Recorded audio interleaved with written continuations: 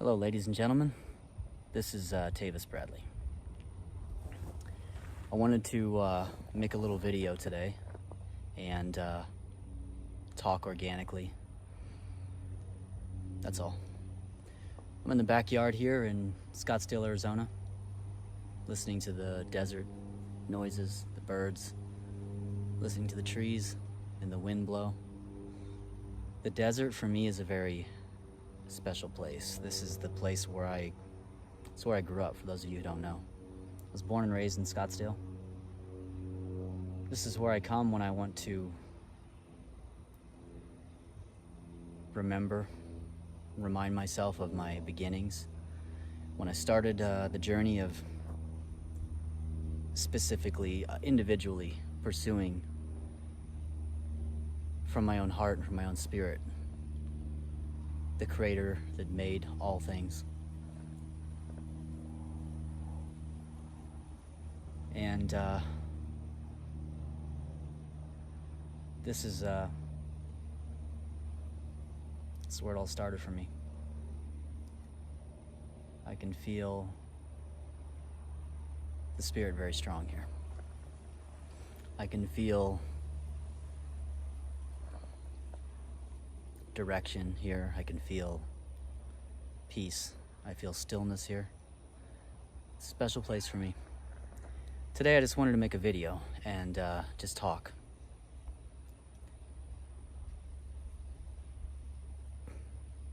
The world is spinning around in the cosmos. This planet we live on is no different today than it was a year ago. The birds are singing the same song.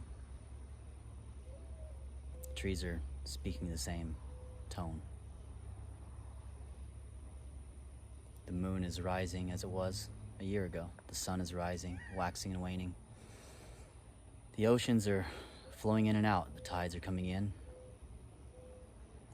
going back to the sea. Things have changed for the humans, though. Things have changed for what we call society, or what we call civilization. And this is a crossroads that we're at right now. This is a time of great change. This is a time of a turning point. And just like all of you who are watching this video, I interact with society every day. I go out to the grocery store and I buy food once in a while. And I go out and run errands just like everybody else. I see everybody out there. And it appears to me that the world has changed, but it hasn't. There's just a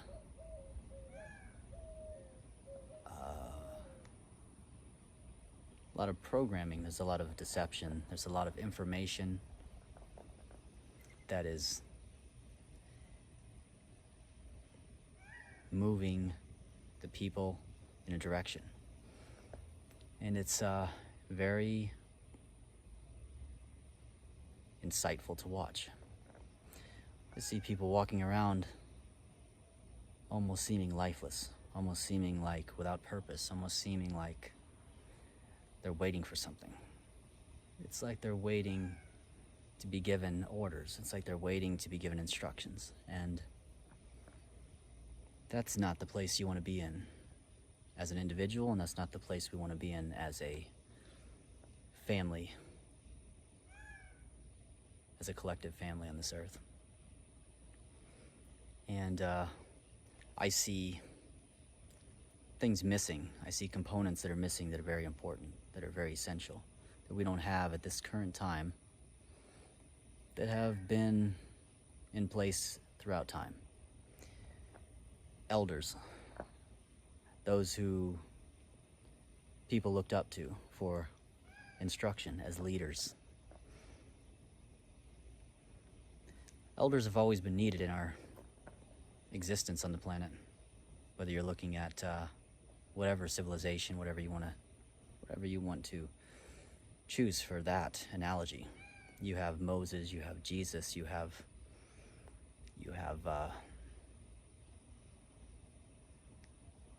so many leaders throughout time. But you get the idea. Elders of tribes, elders of clans, so to speak, elders of every race, every culture. You used to have them for they were a common thing. And today I see that we're missing that in a big way. And so what happened, it appears to me, is that people are now looking to government, which is not a replacement for elders. It's not a replacement for wisdom that has been earned through trial and error, through experience, through walking with harmony, walking in harmony, walking in the ways of truth, walking in the ways of integrity, walking in the ways of peace, and cultivating a relationship with the earth, cultivating a relationship with spirit, with the Creator, with the one that made us. And so it's interesting to me that people appear to be looking and waiting. And it's sad to me because I see no elders that can step forward and come with a guidance, with message, and say to the people, this is the direction that we need to go in. I'm not talking about a guru. I'm not talking about someone to worship. What I'm saying is, we used to have what I would call family units, larger family units, tribes, if you will. And one thing that's very important to have as a quality in an elder and a guide is someone who you can almost see as a family member, and someone who views you as family. Because to be an elder, and for someone to be your elder, to have an elder, you certainly want them to have your best interest at heart, and you want them to love you and care about you. So waiting for the government and waiting around for waiting for the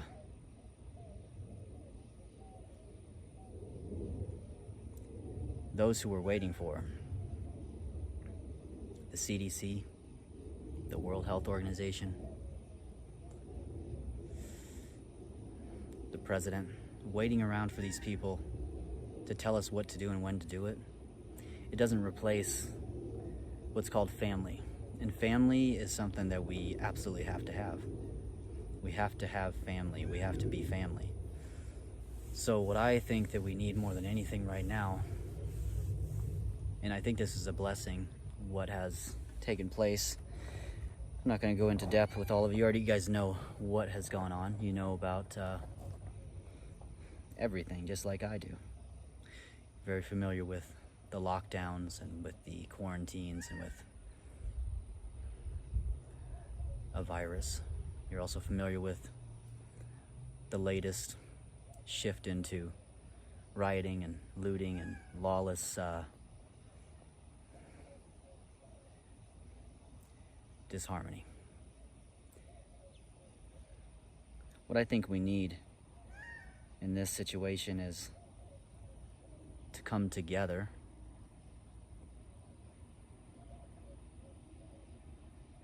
and to look at each other, look upon each other as true family, and look at each other as brothers and sisters.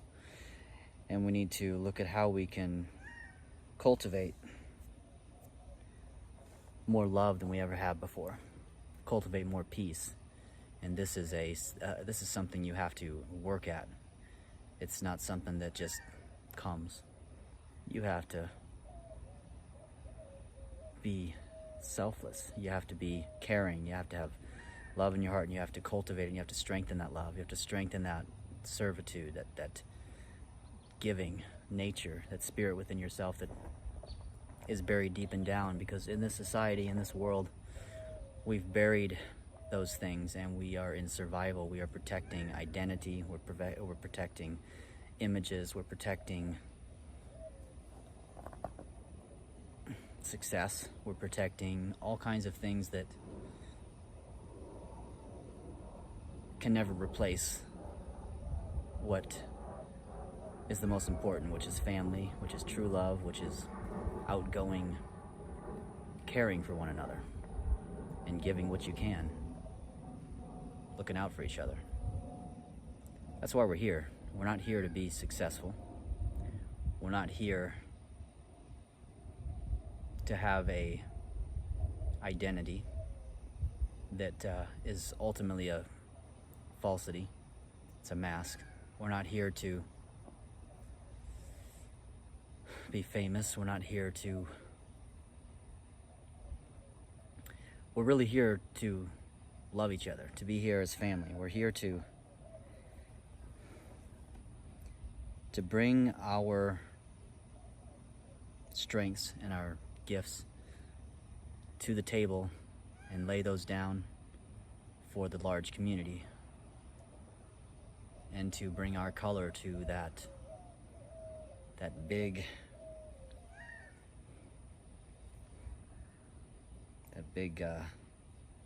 painting of life. So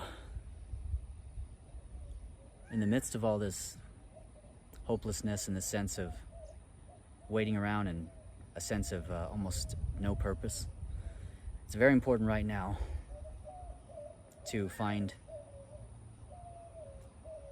purpose, to lift yourself up, and to get together with people. And if you're still worried about the virus and you don't want to meet up with people, you can do it online. Get together with all the people you know online. Put a detox together. Right now, it's so important to be clear and sharp. Take care of your body. Detox your body. Purify it. If you don't know how to do that, if you don't know what to do, if you're confused, reach out to me. Email me. That's what I do.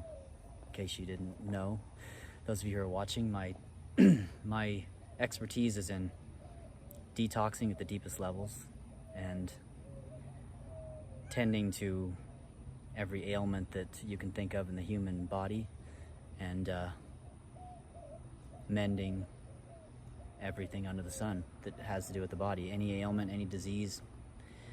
And I specialize in detoxes, specific detoxes of every gland, every organ, every part of the body.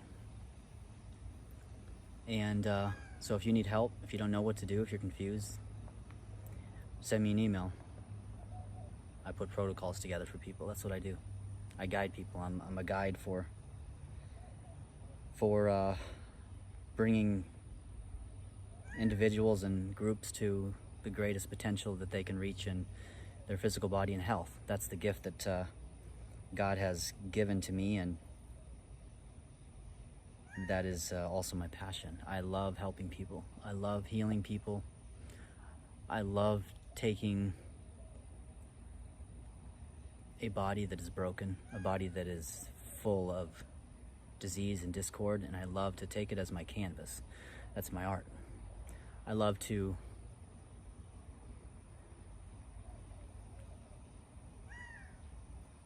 purify the body. I love to feel the quality of the blood change. I love to see the quality of the organs come to life. I love to see the eyes return to a place where they can receive the light that was intended by God through the sunlight. I love to see the veils lift from the eyes of the soul. I love to feel the nerves fire up and to start receiving the signals of spirit, the signals of the biosphere, the energetic field of life and light. I love that. That's what I love. I love working with food. I love the colors and the bounty of God's creation. So this is not a time to wait around. This is not a time to be sitting in your house waiting for the government to change something for you or to tell you that something is different, for you to all of a sudden go back to what you might have called normal. The way we were living before these things started to occur, that was far from normal already. We have not been living normal. Well, normal's not even something you want to strive for. We don't want to go for normal. What we want to strive for is a life of harmony, a life of inspiration, a life of connection, and a life of beauty, a life where we are giving and receiving gifts one to another as a family. What we want to return to, or what we want to head to, is a life of planting fruits and vegetables, trees. What we want to head to is loving, a deep love, loving each other more than we ever have, caring about each other more than we ever have, more than we cared about our things or our statuses or our professions or our careers or material possessions. We want to head into a place where we are full of love and we're looking out for each other. And we've been stripped down from the materialism and we have entered into the simplicity and into the beautiful, raw, uncut, unprotected existence of nature. That's where we want to go. And my calling has been to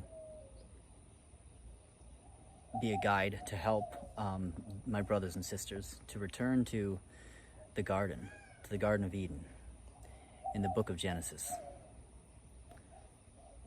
And that's what I would like to see. And I've been working individually and in groups with people for a long time. But I have to get bigger. I have to work with the whole world. We need to work together. I need to get bigger. My message is to get people to return to the Garden of Eden. The book of Genesis is the beginning. The beginning is God, the Creator's intention from the beginning, his original intent of how he designed life on earth for us to live in the garden, living off of the fruit trees, harvesting straight from the mother's table, so to speak, the creation, nature. And you're familiar with Exodus in the Bible. That's the departure, Exodus. Those of you who read the Bible or who have read the Bible, there's the book of Genesis where you have the Garden of Eden, where everybody was, you imagine, living by the laws of God in harmony. There's no disease, there's no suffering, simplicity. There's no shame, there's no desire for possessions, there's no status, there's no interest in popularity or fame. And then there was a departure. There was a departure from the garden, from God's original laws, which are unspoken, but in the unspokenness, they are spoken.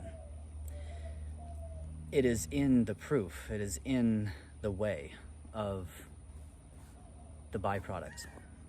In the Garden of Eden, you didn't have disharmony, you didn't have suffering, you didn't have disease. So the proof is in there, it doesn't need to be spoken. But in the departure from the garden, we had what I call the fall of man, of humankind. You start introducing things into our world. And God started speaking and saying, I will give you as my children laws to follow, but they won't be the same laws as they were in the Garden of Eden. They are laws that he gave to us because we weren't ready to follow his original laws. We turned our back from those. And so we were given different laws. And those laws were, in a way, God speaking to us and saying, if you want to live without me and if you want to walk away from me, I'll let you. I'll let you do that. But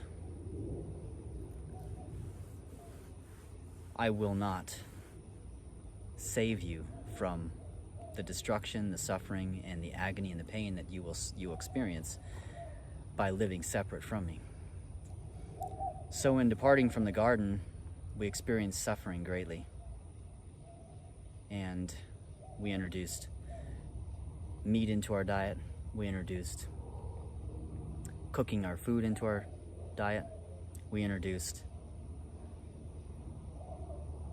so much alterations to our food and to what we consume, from frying to baking to you name it, to all the ways that we prepare our foods. And so now what do we have? We have a world that is separate from the Garden of Eden. We have hospitals. We have doctors. We have every kind of disease you can imagine. We have viruses. We have cancers. We have diabetes. We have Lyme's. We have multiple sclerosis. We have joints failing, organs failing, nerve damage, memory loss. We have a complete collapse of the human anatomy and the human machine that God created perfectly, that God created to work flawlessly on this earth, like a piece of mastery. It's a master craftsmanship we're dealing with here in this human form, this human body. But now we have a departure. We have departed.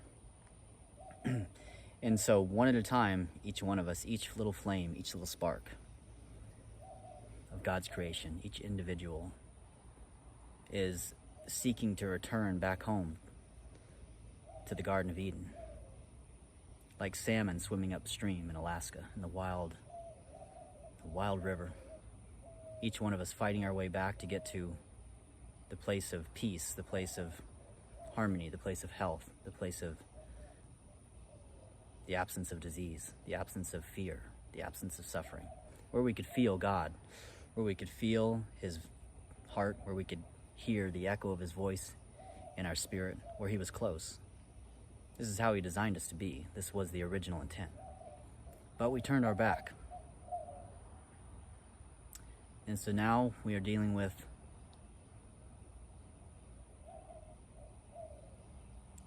a lot of problems. But at any moment, each one of us individually can turn back, and we can turn around, and we can walk towards the Garden of Eden once again. And we can take brothers and sisters with us as we turn around, all around us. And we can get bigger. We can get on the computer, we can get on the internet, and we can reach a whole lot of people and bring them back to the place where we are heading back to the garden together, seeking and pursuing the creator of our spirit, the creator of all that we are. This body that we have is a suit that we borrow from the creator's closet. This body is a beautiful masterpiece that God created, and each one of us has our own model, so to speak. And each one of us has a perfect model. I've never met anybody in my whole life that didn't have a perfect machine by design. Because I say that for the reason that wherever there's a human body and wherever there's a spark, wherever there's a spirit within that body, wherever there's a heartbeat, wherever there is blood coursing through like a river, through that temple, through that body, what you have there is the power of the living God, the power of life, the power of light. potential beyond what you can capture through your brain, through your mind. Someone who's missing a leg when they're born, someone who's born so-called disadvantaged,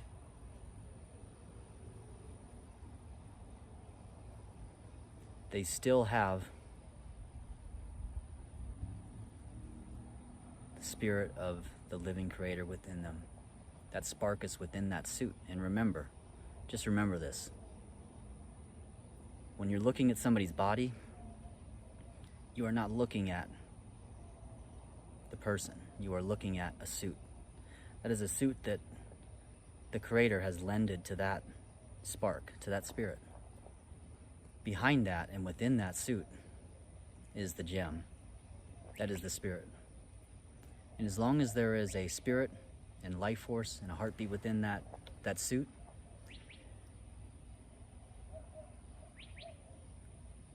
when you seek to return to the Garden of Eden and you implement and apply the laws or the one law of harmony that was intended for you in the Garden of Eden, in that very moment that you apply yourself, I should say in that very hour,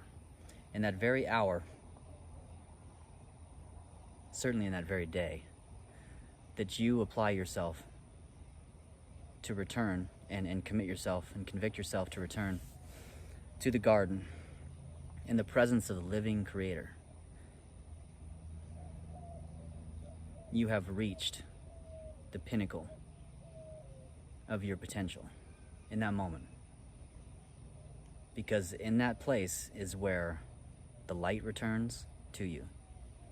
That is where all of the angels that you cannot see, all of the forces of light that the Creator has made, all of the light that is from God, the Creator, all of that returns to you like the prodigal son that walked away and turned his or her back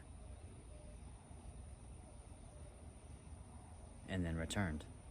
When you return and you turn yourself and your spirit and your body and your heart and your mind toward the garden, towards that gate that is the entrance to the garden, all of the full splendor of the Creator returns and embraces you and fills you with the light, fills you with something that is more powerful than any force that is in this world. So in that moment is the beginning, and in the beginning is everything. So when you begin the journey to return, and you make a choice to return, that is the epic moment. No matter what you've been through, no matter if you've never heard the truth, no matter if you have never known about the Garden of Eden, never known about harmony, you've only known about this world and junk food and trash to put in your body, and if you've just never known, if you've lived in the ghetto, you don't know anything about it. That doesn't make a difference. As soon as you do find out about it, as soon as someone or somehow that message is brought to you about where you come from and what the Creator intended for you to live in harmony, to live in a beautiful suit that God made for you to care for, in that moment when you find out about the truth and you turn to it, that is the moment. That's the beginning for you. And that is the most important thing right there. And if you knew about the truth, and if you knew about the Garden of Eden, you knew about the laws of nature, and you turned your back and you fell off the horse, so to speak, and you're thinking a lot of things. You're judging yourself, you criticize yourself, you have a lot of shame and guilt. You don't trust yourself because maybe you've tried 100 times and you keep on falling off.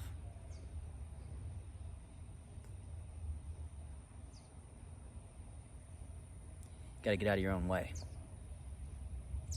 Got to get out of your own way and dust yourself off.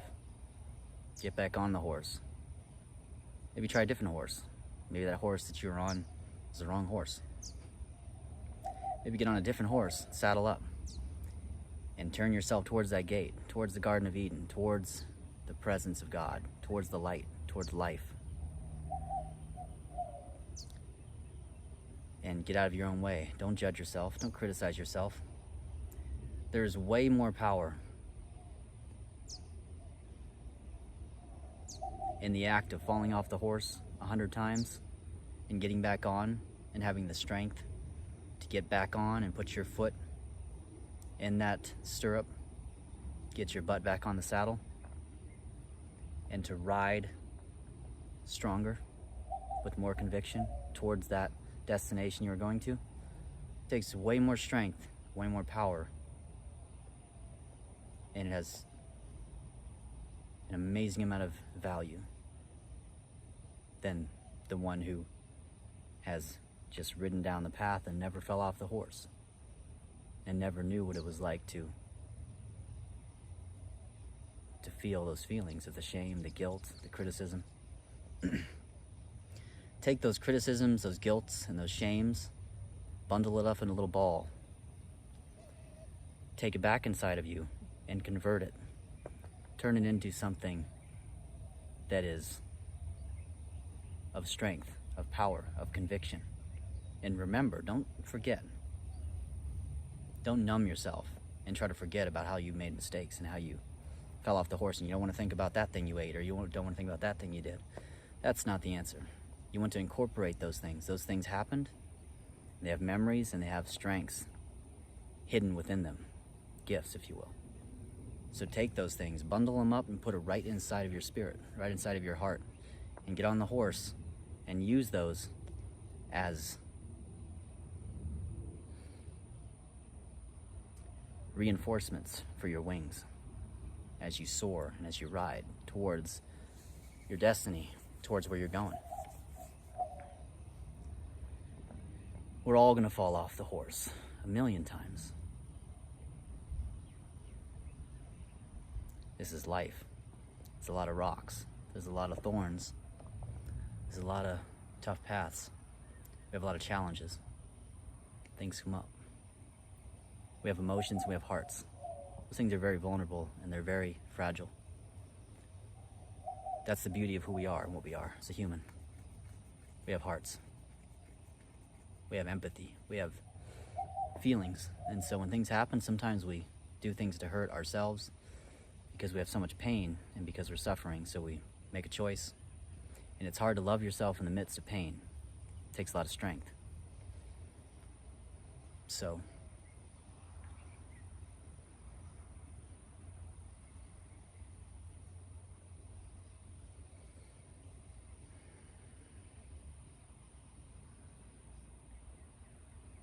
what's going on in the world right now?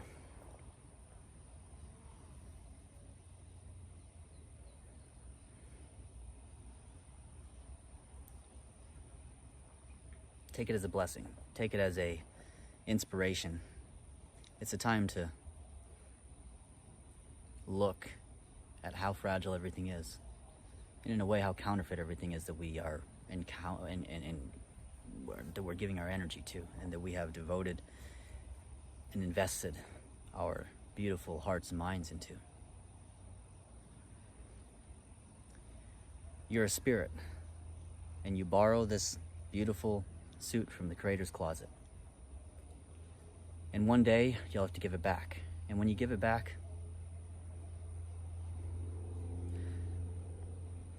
try to give it back well loved, well taken care of. The Creator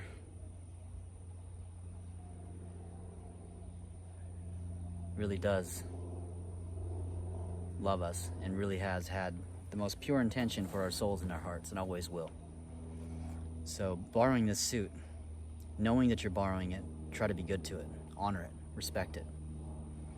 Fill it with living foods, cleanse it, purify it.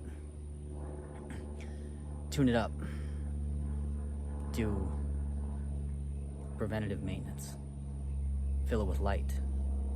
In this brain, fill it with superior thoughts of positivity, thoughts of healing, thoughts of love, thoughts of unity, and thoughts of peace. and ask for direction from the Creator. Ask for purpose from the Creator. Ask for your gift to be used. Whoever you are, whoever's listening, every single one of you has a gift that is amazing. And we are so well groomed in this society to, most of the time, never touch it, never look at it, never even take a peek. But when we're little, we feel it. And then we shut it off. We close that door on that chest, put our gift in there and tuck it away. This society has designed itself in a way of serving fear. The people who are running decisions and things like this in our country and the world, there's a lot of fear behind them. And you cannot have a good leader who is serving fear. It's okay to have fear of making the right decisions, fear of doing the wrong thing, fear of failing your people. But when you're fearing other things, that doesn't serve in a good way. So look towards the Creator right now as your elder, as the primary elder, the one who made you, and ask for purpose and lift your head up. And don't look around and wait. Pick your spirits up. Get creative. Try to spend time in nature. Connect to the stars. Find stillness and peace. And find a purpose deep within your heart. Seek purpose. And ask to be used in a way as a conduit for healing, for helping, for blessing others. That's why we're here. We're here to express love to each other. We're here to look out for each other. We're here to give of ourselves to the world, to the human family, and to everything.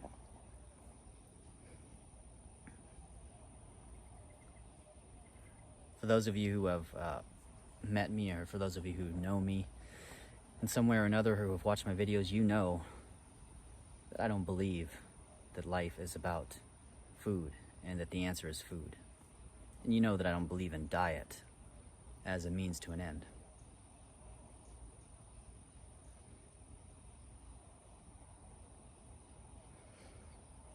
But we are in a machine that was created by the Creator, and this is a suit of beauty.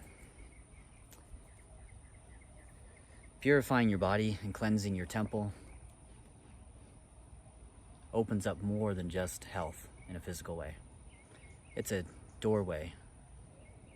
It cleans off the old sludges and a lot of things from the feeling body. It awakens the feeling body.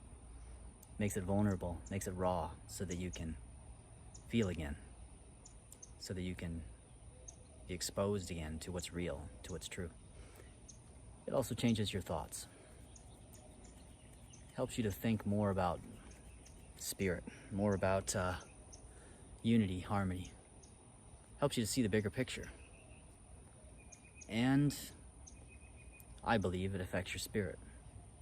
I believe myself that everything in this world is connected. I believe that matter matters. And whatever you do, whatever you consume through your thoughts and through your heart and through your mouth, what you introduce into your body, I believe that it affects every part of you. I believe that because I believe in the light. And when you consume light through your thoughts, through your ears, through your heart, through your hearing, what music you listen to, all these things, I believe translates into and transfers into the human spirit. And I believe it molds and shapes the flame of your spirit. This is what I believe. This is what I've come to know. Maybe I'm wrong. Nevertheless, life is sacred. Life is beautiful. And life is a gift.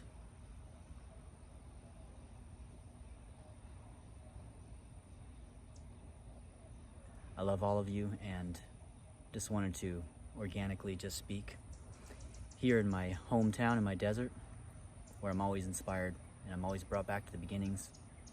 When I was young, this is where it all happened for me.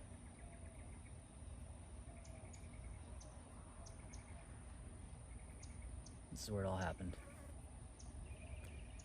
And so, let's try to stay together, whoever you are, wherever you are. Try to be more loving than you've ever been. Ask for strength to be more loving. Ask for strength to be more service-filled. And reach out, and don't be down and out about this time, about all these issues, whatever it may be. Loss of job, no money. There's a lot going on right now. There's a lot of struggling, a lot of suffering. But one thing's for sure, you have power over one thing. You have power over your reaction to life. That's one thing you have power over, you control. So whatever happens right now, whatever's happening, you can stand up and you can turn towards the Creator, and you can say to the Creator, I choose you. I'm convicting myself and committing myself to living in the light and walking in the light. You can take the hand of the Creator and you can walk hand in hand with the Creator. And when you do that, you make that decision, whatever your struggles are, they will become mist in the rearview mirror. Because the biggest problem you have in your life, the biggest issue, is your viewpoint on life. That's the biggest issue. Your response. When things happen wrong, or when things go bad, when you have lack, you have no money, maybe you have $1 left, maybe you have a penny. Maybe you're thinking so many negative thoughts, and you're down and out. Your spirit is so heavy. You're broken. I'll tell you what you can do. You can stand up. You can turn towards the Creator. You can turn towards the light. And you can walk towards the Garden of Eden and watch what happens when you convict yourself in your thinking body, your feeling body, and in your spirit. If you do that, your problems that you are suffering from right now, they will seem very light, like a feather. They will turn from a rock to a feather. And when I tell you this, some of you, it might happen right away. Maybe it'll happen in a few minutes. Some of you might take a month. But one thing I can tell you for sure, if you do that, if you really mean it, if you turn yourself towards that, the power of the Creator, the living God, will pick you up. Choose life. Choose to eat living food. If you can't find living food, if you can't access it, be a disciple of fasting.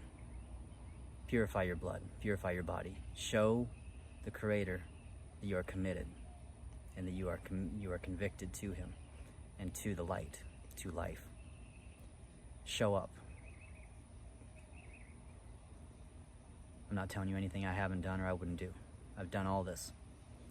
There have been a million times where I'm on road trips with people, driving across country. There's nothing to eat for me, for my lifestyle. There's no raw food. There's nothing to eat. So what do? I fast. I always fast. You have to become a disciple of fasting. Even if you have $1 million, even if you're a billionaire. A disciple of fasting is a must if you want to stay close to what's real. It doesn't have anything to do with being poor. So that's what I'm telling you. It's about your perception. It's about your response. If If you have no money right now and you're broke and you're on the streets, you have nothing, make a choice and choose to look at the gift. Right now, you can be a disciple of fasting right now and convict yourself and pray and show the Spirit your convictions and your intentions. And then you can smile when you remember what I'm saying. When somebody shows up and provides you with 100 pounds of watermelons or a whole tree's worth of grapefruits. God knows what you need. If you convict yourself and you tell Spirit what you want, and if He feels in your heart and feels in every part of you that you are turning and returning to the garden, to the intended place for your life, for your spirit, you will have abundance. You will have health. Make a choice and never compromise, ever. Just make a choice. Make a choice. It's easier than you think. You just have to feel it. You have to feel the inspiration. You have to feel it in you. You have to want it.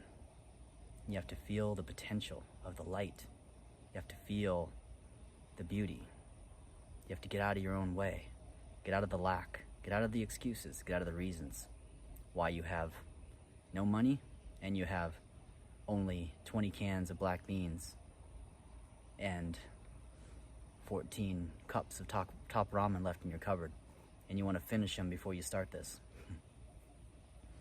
That's not showing Spirit that you're convicted.